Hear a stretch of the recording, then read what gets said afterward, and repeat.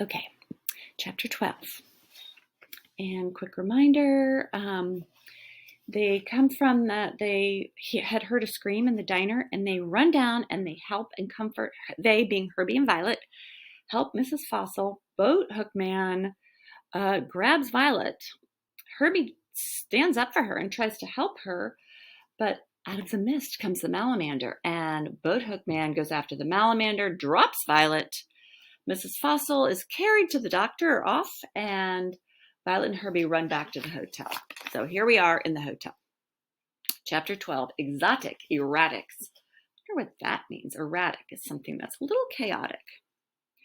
When I get back to my cubbyhole, Mr. Mollusk is standing there. The cubbyhole is Herbie's little room in the basement where he has his lost and foundry and where he lives.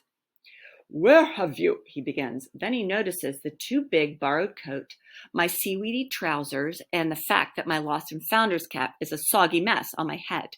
And I'm still carrying Mrs. Fossil's bucket of stinking beach findings, which is dribbling a trail of seawater on the polished marble floor behind me. The vein on his temple starts to throb, meaning, I bet he's pretty angry.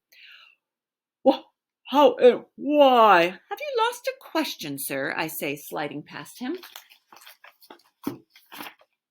I flip the sign on my counter from closed to please ring for assistance. I'll just pop downstairs to see if someone has handed one in. And I was a little confused what he was talking about here, handed what in, and then I remembered he was being a little sassy to Mr. Mullis, saying, "Have you lost a question?" So here he's saying, "I'll go see if someone turned a question in."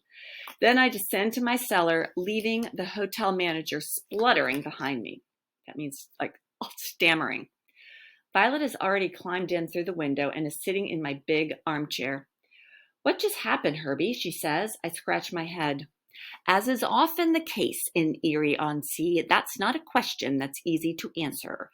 I take off my coat and drape it over a chair beside my stove. Fortunately, a small glow is still winking at us in the stove window. "First thing is to get warm and dry," I say, chucking in a couple of logs. "The legends and monsters can wait." "I don't believe in the Malamander," says Violet. "I don't know what we just saw now, but I'm not ready to believe in sea monsters yet." "What did we see?" And the way the writer italicized this word lets me know that she's saying did. I wring out my cap into Mrs. F's bucket. "We saw a shadow in the mist, that's all, and Boat Hook Man attacked you." Violet shudders. "Do you think he attacked poor Mrs. Fossil too?" "He looks as if he is capable of anything," I say. "But one thing is sure, he seems to have a thing about you." And what did he mean, "I will be free"? I don't understand that either. Another mystery. Violet pulls a blanket over to the chair and wraps herself in it, staring into the window of the wood burner, where a new flame is just flickering to life. "Violet," I say, because her silence seems a bit odd, "surely you must have some idea why he's chasing you. What did you do?" She shrugs. "I just bumped into him yesterday when I arrived in town, that's all." Can that really be all? But with someone as freaky as Boat Hook Man, maybe there's no good reason for anything. Violet is watching me from under the blanket. "I came here to find my parents, Herbie," she says, "but I seem to have found a different mystery instead." I rummage around in my clothes box until I find another Lost and Founder's cap. I'm so glad he has a backup. "Unless the two mysteries are connected somehow," I say. Violet frowns at me. "How can they be connected?" I'm about to reply, "Of course they must be connected," when there's a sharp, scratchy sound on the window. We both turn. Something white is pawing at the glass. "Ah, it's only Irwin," I say, getting up to let the cat in. He often visits, especially if he's caught in bad weather. "The cat from the Erie book dispensary," says Violet. Irwin hears her voice and pads over to her. He lets her stroke him for a moment before jumping up onto a shelf above the wood burner and settling down on a pile of lost scarves. "Where I got the book," Violet continues, as if to herself. "Where I got the book about the Malamander. I only went there because of the card around my neck, the card from my parents that came from the dispensary. Oh, Herbie, maybe these things are connected. Violet reaches across to her drying coat and fishes the slim green book out of the pocket. But how? The best way to find out what's in a book is to read it, says Irwin. She hasn't had a chance yet, I reply absent-mindedly, brushing the last of the sand off my trousers. But you'll have time now, Vi. I need to get some work done, or Mollusk will have me stewed and served up as today's special. I'll be back soon, though, to see what you have found out. Violet is holding the book to her face, her eyes wide. Her eyes wide, staring over it at Irwin. That cat just spoke. I glance sharply at Irwin. He peers back through narrow blue eyes, as if challenging me. I give an awkward shrug. Maybe your ears are just full of sea mist, I manage to say. Everyone knows cats can't talk. And I give Irwin a hard stare, which he ignores as he purrs down the steps to sleep.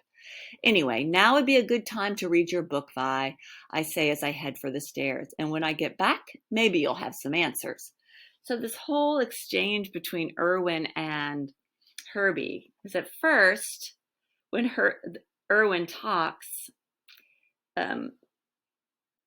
Herbie is just like, she just hasn't had time to read it. But then then when Violet says, wait, she spoke, why does Herbie glance sharply at Irwin, do you think? We'll talk about that, but I want you to think, what does that imply about Irwin and Herbie? So this is a time shift. Anytime you see these little, I feel like they're like little cogs, little shapes, there's a new scene or time shift. Back up in my cubbyhole, I look both ways to make sure there's no sign of Mr. Mollusk in reception. When I see that there isn't, I stroll over to Amber Grace again, and again she watches my approach over her spectacles. Herbie, she says, if you're going to tell me you've seen the croissant thief again, no, I say, not a sign, but I'll keep my eyes open, I promise. What have you done to get Mr. Mollusk so worked up today? Asks Amber. He's fuming. Meaning, and back when he says not a sign, he hasn't seen, meaning I haven't seen a sign of the croissant thief. There's no sign of him, even though we know that Herbie was just making that up before because he knew it was Violet. I'm just returning these. I put the keys to room 407 on the counter. They were lost and I found them. It's my job after all. I don't know what old Mollusk's breath is on about. Now, says Amber, suppressing a laugh as she takes the keys. Then she adds, I wonder how these got lost. Now, says Amber, suppressing a laugh. I wonder how these keys got lost.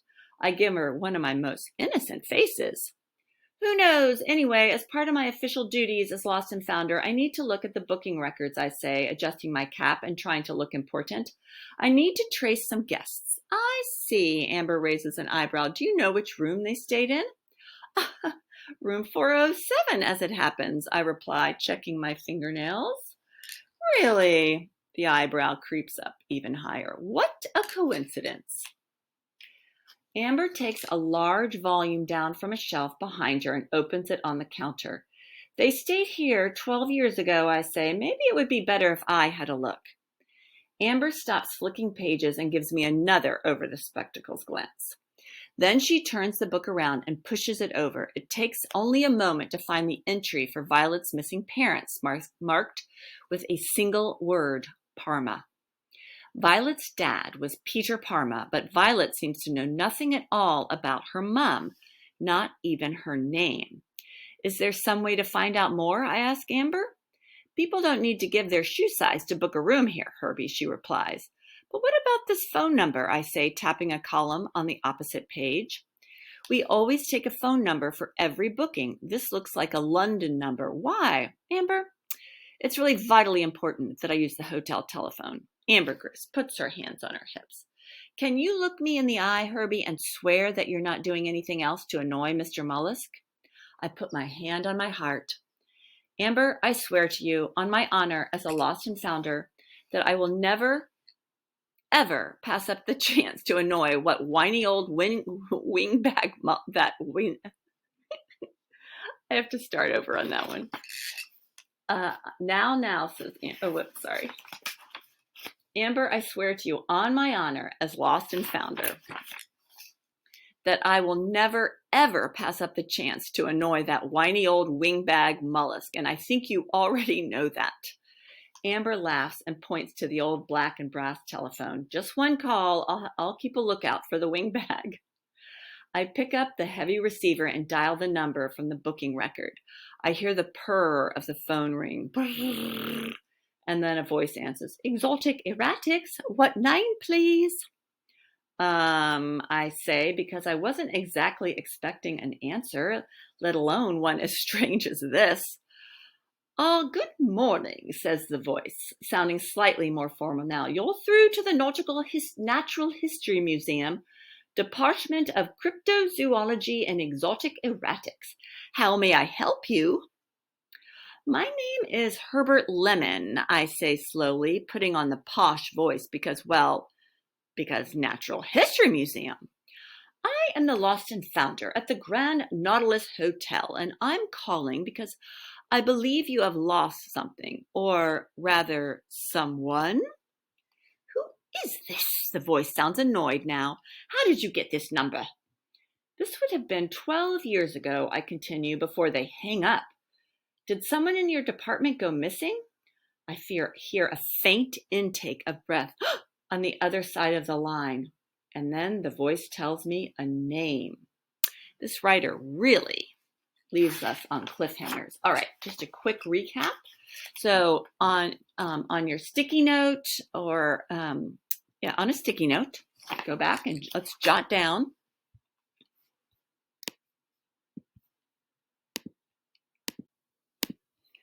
Okay, jot down what happens in this chapter.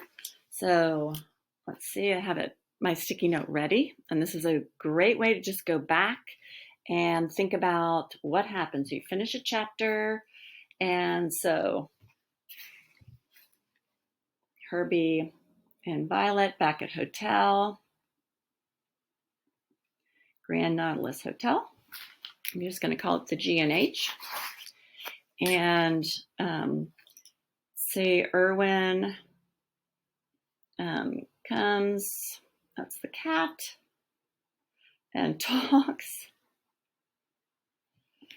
Let's see. And they talk about the mystery. And then Herbie goes to Amber, gets the ledger, phone number from the Parmas when they stayed, and then he calls it, and it takes him to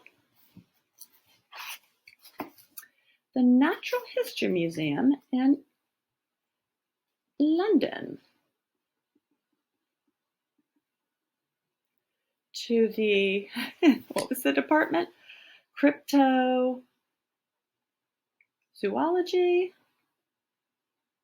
and Exotic Erratics, and he gets a name, but we don't know what it is. But I have a feeling we are going to find out. And on to the next.